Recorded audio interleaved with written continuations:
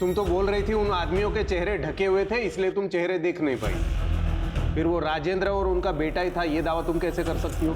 उस औरत को दुखियारी समझने का गलती मत कीजिए।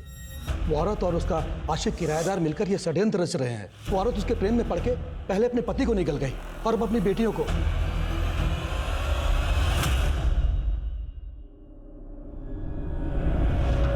अगर आपको हमारी फिक्र होती ना माँ, तो हमें संगीत से दूर नहीं करती हूँ। संगीत क्या, इन्होंने तो हमको पापा से भी दूर कर दिया है।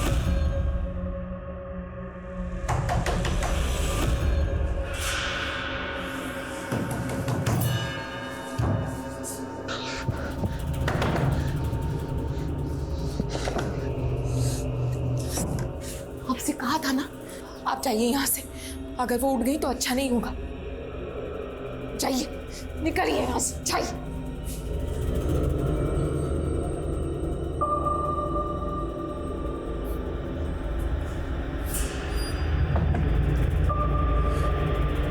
कौन था वो? चुप क्यों हो आप? बोलिए। मालती, बेटिया अब कुछ नहीं रखा है यहाँ, तो हमारे साथ चल। हाँ दीदी, इस घर में रहोगी तो इन यादों से कभी निकल ही नहीं पाओगी। हम इस कोप से कभी बाहर नहीं निकल सकते। हमें दोषी है सारी बर्बादी के। हमें कहीं शांति नहीं मिलेगी।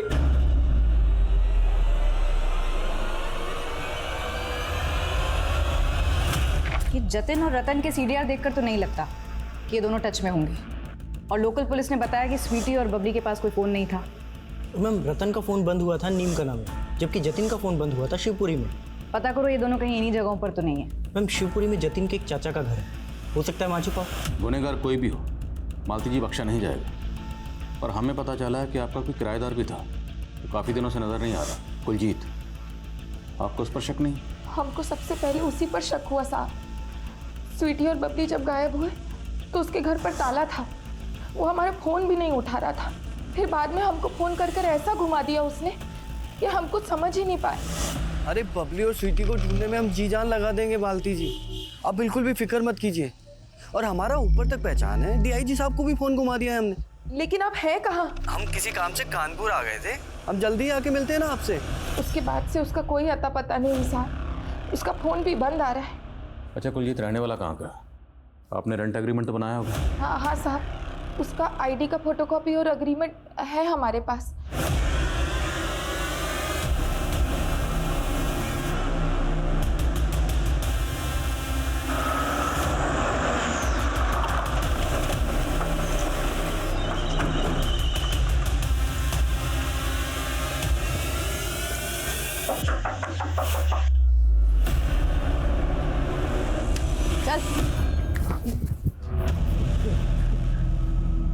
सर, हम बबली को क्यों मारेंगे? हम प्यार करते थे उससे, और स्वीटी के साथ भी हमारा कोई दुश्मन ही नहीं था। तुमने दीप्ति के हाथों बबली के लिए जो लव लेटर भेजा था, उसमें तुमने लिखा था कि वो तुमसे आकर मिले। क्या उस शाम को बबली तुमसे मिलने आई थी? हाँ सर, हम उसी दिन शाम में उससे मिले थे। हाय जतिन। हमने सोचा था शायद तुम नहीं क्यों आओगी। नहीं आएंगे हम? आके तुम्हें ओपन से पढ़ना है और हमें तुम्हें ट्यूशन भी तो देनी है। वो बबली, दीप्ति ने तुम्हें जो बुक दी थी उसमें हमारा नोट था, तुम्हें मिला? कैसा नोट? वो तुम घर जाके देख लेना। अच्छा ठीक है, हम घर जाके देख लेंगे। वो जतिन, हम कह रहे थे। सर, उसने उसका नंबर नोट कर लिया था, बट उसके बाद हमने पूछा तो वो कुछ नहीं बताई सर। उसके बाद फिर पता चला दोनों बहनें किडनैप हो चुकी है। और सर, उस वक्त मैं अपने चाचा के घर था, तो मैं उस लव लेटर की वजह से डर गया था सर, इसलिए मैं वापस नहीं आया। बबली ने तो जो नंबर दिया था वैन का, वो नंबर बोल। ये नंबर तो फेक है सर। आरटीओ में इस नंबर का कोई व्हीकल रजिस्टर्ड ही नहीं है। जतिन के बयान के मुताबिक बबली ने नंबर हाल फिलहाल में इसलिए नोट किया था क्योंकि उसे लगता है कि 1.5 साल पहले उसके फादर को इसी वैन में ले जाया गया, और ये नंबर फेक है। और ताज्जुब की बात यह है कि बबली को 1.5 साल बाद भी ये नंबर याद है। ताज्जुब की बात तो ये भी है सर कि मालती को उसके बारे में कुछ पता ही नहीं है। अगर जतिन सच कह रहा है तो मतलब साहब वो बच्चियाँ अपने फादर की तलाश कर रही हैं, और मुमकिन है कि शायद यही उनके कत्ल की वजह रही। 1.5 साल पुराना सुरेश मिसिंग केस, बारीकी से स्टडी करो। सर, मालती के किराएदार कुलजीत ने जो रेंट एग्रीमेंट दिया था, उस पर जो नेटिव एड्रेस है वो फेक है सर, और उसने जो आधार आईडी दिया था वो भी फेक है सर। फेक? जी सर। और सर हैरानी की बात तो ये है कि उसकी आधार आईडी पे जो नंबर है वो किसी कुलजीत नाम की औरत का आधार नंबर है। अब उनको काम पर लगाओ, पता लगाओ ये कुलजीत सिंह कौन है। सर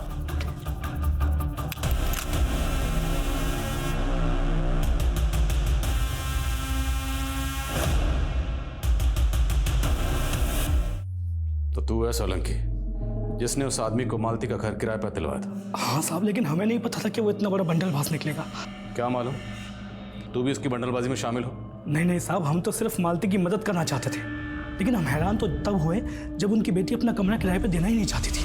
वहाँ उस कमरे से हमारे पापा की यादें जुड़ी हैं। वहाँ पापा रिहर्सल करते थे। हाँ माँ, उस कमरे में हम किसी को नहीं रहने देंगे। कमरा अगर किराए पर नहीं चढ़ाया ना तो घर का खर्चा चलाना मुश्किल हो जाएगा। माँ लेकिन हम कह रहे हैं वहाँ नहीं बस कुछ नहीं सुनना है हमको, चलो अंदर जाओ। साहब बच्चियां गुस्सेल जरूर थी, लेकिन बहुत मासूम थी।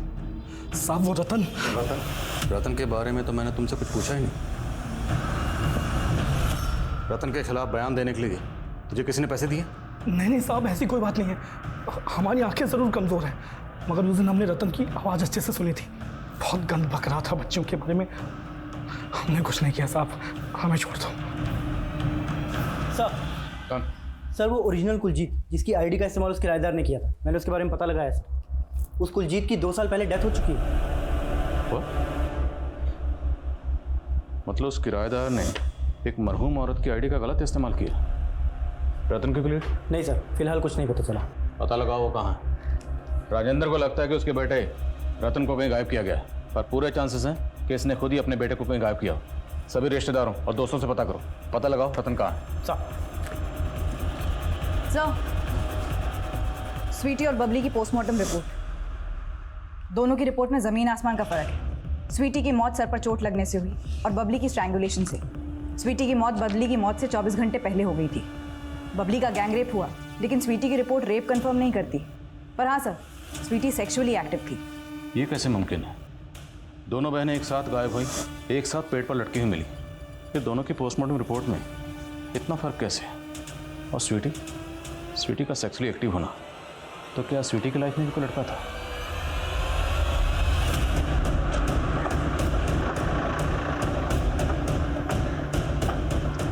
नहीं साहब, हमारी बेटियां ऐसी नहीं थी। उनका किसी लड़के के साथ चक्कर नहीं था।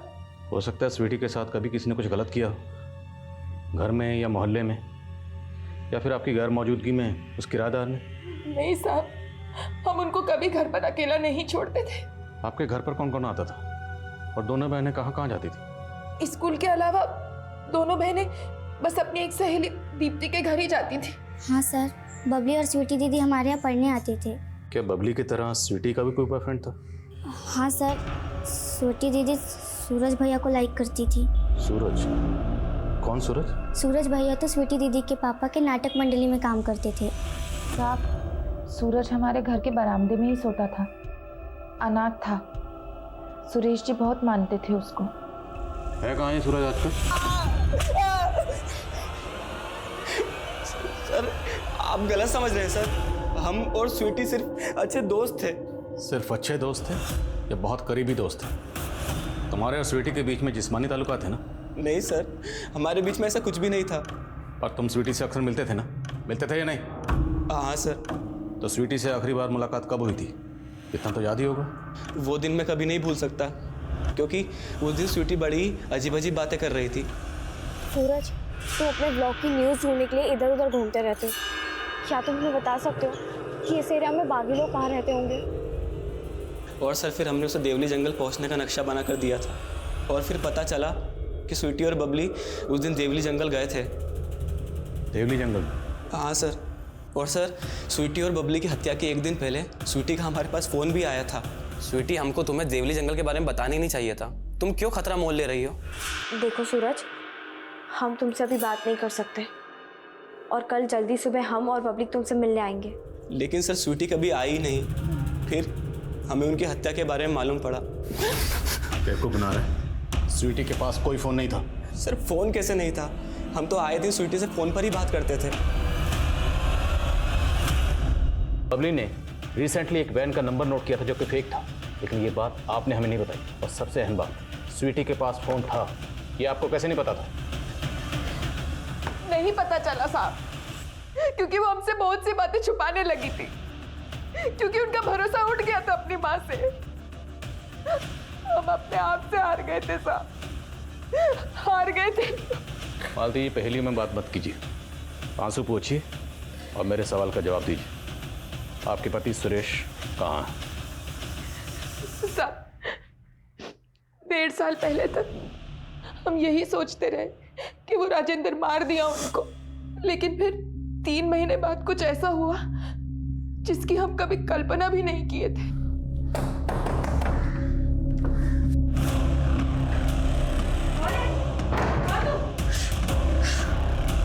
आप? बबली और स्वीटी कहाँ है? वो तो अपनी नानी के घर है। आप जिंदा हैं? हाँ, हम जिंदा हैं। वो राजेंद्र तो हमको मार नहीं दिया था, अरे हमसे हमारा पुश्तैनी जमीन तक हड़प लिया, हमसे जबरदस्ती कागज पे अंगूठा लगवा लिया। हमको मारने वाला था, हम तो बस कैसे भी करके बच के भाग गए वहां से। लेकिन अब 3 महीने तक थे कहाँ? प्रतिशोध पाल रहे थे। हमको पता चला मालती कि हम अकेले नहीं हैं, हमारे जैसे और भी सैकड़ों लोग हैं जिनको ये राजेंद्र जैसे पूंजीवादी लोग कुचल देते हैं। लेकिन अब हम बदला लेंगे उनका, उन सब का बदला। हम नहीं चाहते थे कि उनका साया भी बबली और स्वीटी पर पड़े। नहीं मिलने दिया उनको हमने हमारी बच्चियों से। आपसे कहा था ना, यहाँ आना है तो बागियों का साथ छोड़ना होगा। हमको तुम्हारा प्रवचन नहीं सुना, हम अपनी बेटियों से मिलना है। हटो यार। और मिलकर क्या कहेंगे उनको कि उनका बाप एक कलाकार से बागी बन गया। आप जाइए यहाँ से, अगर वो उठ गई तो अच्छा नहीं होगा। जाइए, निकलिए यहाँ से, जाइए।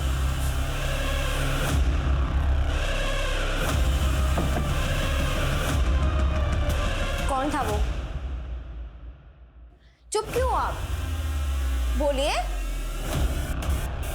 आप पापा को धोखा दे रहे हो।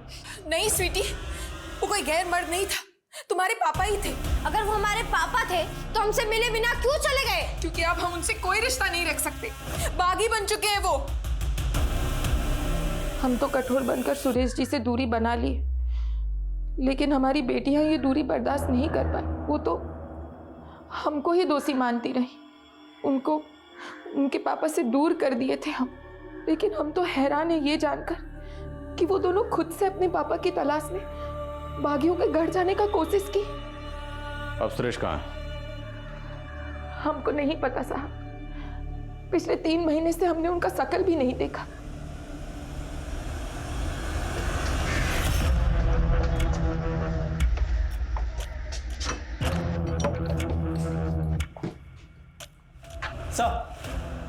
सर, हमारे एक खबरी ने अभी भी एक इन्फॉर्मेशन दी है। उसे एक प्रॉपर्टी एजेंट मिला है जिसने उस किराएदार को जनकपुरी में भी एक घर किराए पे दिलवाया। Sir, we are very close. हमारा मिशन जल्दी ही सक्सेसफुल हो जाएगा।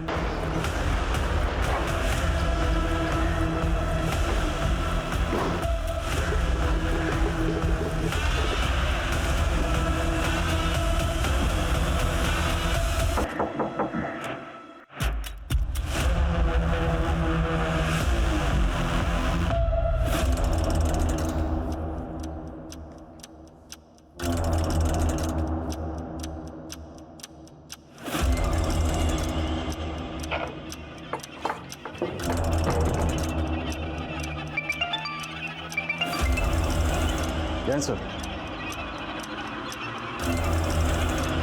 ओके सर, हो जा।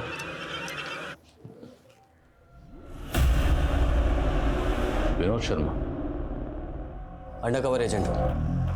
6 महीने पहले हमारे सीनियर ऑफिसर अमोद सिंह की कार ब्लास्ट में इस सुरेश का हाथ था। सुरेश को पकड़ना हमारा मिशन है। मुझे इन्फॉर्मेशन मिली कि सुरेश अक्सर अपनी बीवी से मिलने आया करता है, इसलिए किराएदार बन के मैं वहाँ रहने चला गया। मैंने सोचा उसकी बीवी के जरिए सुरेश के बारे में इन्फॉर्मेशन निकालने की कोशिश करूं, लेकिन अचानक से उसकी बेटियां गायब हो गई। अगर मैं वहाँ रुकता तो लोकल पुलिस मुझे भी इन्वेस्टिगेट करती और ये मेरे मिशन के लिए सही नहीं था, इसलिए मुझे वहाँ से निकलना पड़ा। लेकिन आपके वहाँ रहते हुए सुरेश की बेटियों को किसने किडनैप किया और फिर उनका कत्ल कर दिया? कोई गैस किसने किया होगा? ये तो मुझे भी नहीं समझ में आया, बट हाँ, मुझे एक इन्फॉर्मेशन मिली है कि सुरेश राजेंद्र पे अटैक करने की प्लानिंग कर रहा है। शायद उसको लगता है कि ये सारा कांड राजेंद्र ने किया है, और हम भी यही चाहते हैं कि सुरेश ये अटैक अटेम्प्ट करे ताकि हमें उसे पकड़ने का मौका मिल जाए।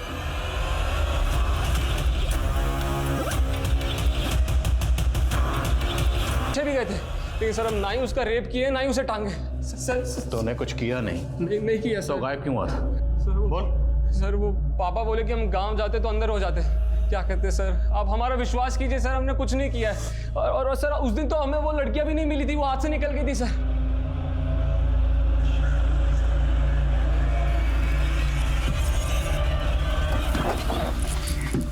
मैडम वो लड़कियां यहाँ मुड़ गई थी और हम सीधे चले गए थे। उसके बाद क्या हुआ हमें नहीं मालूम।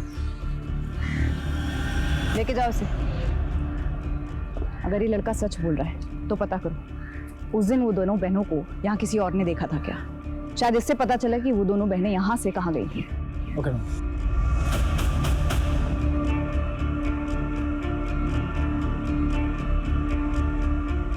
स्वीटी और बबली की हत्या का मोटिव रखने वालों की संख्या तो बहुत थी, लेकिन इस केस पे विराम लग ही नहीं रहा था। वैसे रतन ने पुलिस को एक रास्ता दिखाया था जहां उसने स्वीटी और बबली को आखिरी बार देखा था, लेकिन कहीं ये रास्ता पुलिस को डेड एंड की तरफ तो नहीं ले जा रहा था। पुलिस अब तक सस्पेक्ट्स के चारों ओर फेरे लगा रही थी, लेकिन इस क्राइम का केंद्र ही नजर नहीं आ रहा था। इस केस के मोटिव और सबूत दोनों ही पुख्ता नहीं थे। तो क्या क्रिमिनल इतना शातिर था कि उसने ऐसा चक्रव्यूह रचा कि पुलिस उसमें खोकर रह गई?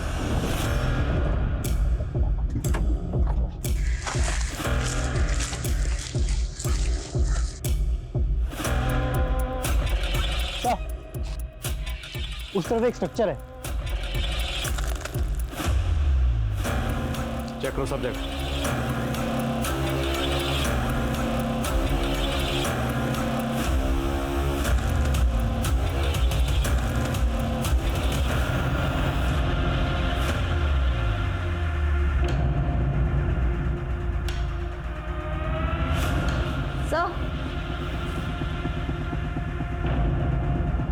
सर ये तो स्वीटी का फोन है। इस जगह का जो भी मालिक है हाजिर करो उसे। सर बोलो।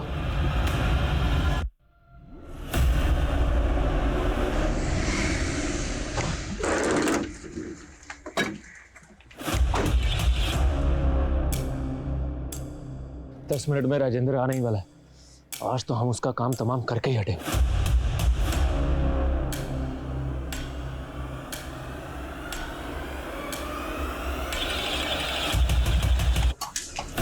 Crime branch. वो राजेंद्र हमारा जिंदगी बर्बाद कर दिया और जबरदस्ती हमारी पुश्तैनी जमीन भी हड़प ली। हम सीधा बागियों के पास गए। सब हमारा नाटक मंडली था। हम कभी कभी उनको नाटक दिखाने जाया करते थे, इसलिए हमारा उनसे पहचान था। और जब उनको पूरा बात बताया तो उन्होंने हमारी मदद की, हमको अपने साथ में ही रख लिया साहब। 3 महीने से तुम अपनी बीवी और बच्चियों से मिलने क्यों नहीं आए? साहब बागियों के सरदार जी की बेटी रजनी हमको पसंद करती थी, हमारी कला की मुरीद थी, तो साहब हम उससे शादी कर लिए। लेकिन साहब हम अपनी बेटियों को मिले बगैर रह ही नहीं पाते थे। उस दिन सुरेश की बेटियां वहाँ आई थी और वो सिटी और पहली बीवी के पास वापस ना चला जाए, इसलिए मैंने उसे कुछ नहीं बताया। फिर एक दिन हमने अखबार में पढ़ा कि हमारी बेटियों को मार के टांग दिया गया है साहब। और आखिरकार रजनी ने हमको सब सच बताया कि हमारी बेटियां वहां आई थी मदद मांगने के लिए, लेकिन हम कुछ नहीं कर पाए साहब, हम कुछ नहीं कर पाए साहब। हमको तो लगता है कि राजेंद्र और उसका बेटा ही हमारी बेटियों का शोषण किया होगा। हमको पूरा यकीन है साहब कि उन दोनों ने हमारी बेटियों का कत्ल किया होगा साहब। उन दोनों ने नहीं मारा। बबली और स्वीटी के कातिल को ढूंढ लिया हमने।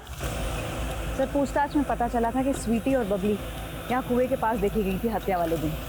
वो यहाँ से आया जाया करती थी। ये भी पता चला मुझे लगा कहीं वो अपने बाप के सामने मुंह ना खोल दे, वरना उनका बाप हमें जिंदा नहीं छोड़ता। मिश्रा हमारा जानकार है।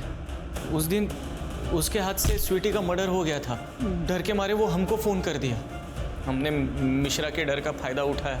हमने ही बोला था उनको कि दोनों बहनों को टांग दे, और उसके बदले में हमने कुछ पैसे भी दिए थे मिश्रा को। खुद अपनी सगी भांजी के साथ दुष्कर्म किया।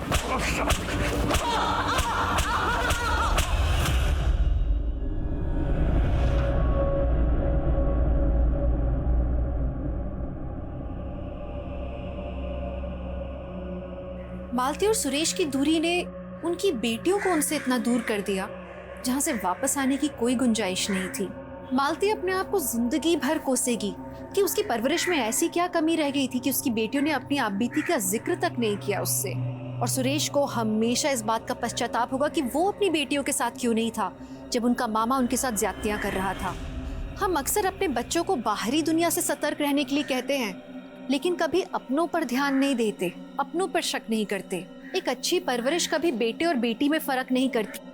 आज एक बहुत बड़ा वर्ग है जो अपनी बेटियों को पढ़ा रहा है, बढ़ा रहा है। बहुत जरूरी कि हम अपने बेटों को भी समझाएं, उन्हें सिखाएं कि लड़कियों की इज्जत बहुत जरूरी है। तभी जाकर मधुकर जैसी मानसिकताएं हमारे समाज से हटेंगी। तो चलिए अब मैं दिव्यांका त्रिपाठी दहिया लेती हूँ आपसे विदा, फिर मिलूंगी एक नए सच्चे एपिसोड के साथ। तब तक देखते रहिए क्राइम पेट्रोल, सतर्क, विमेन अगेंस्ट क्राइम।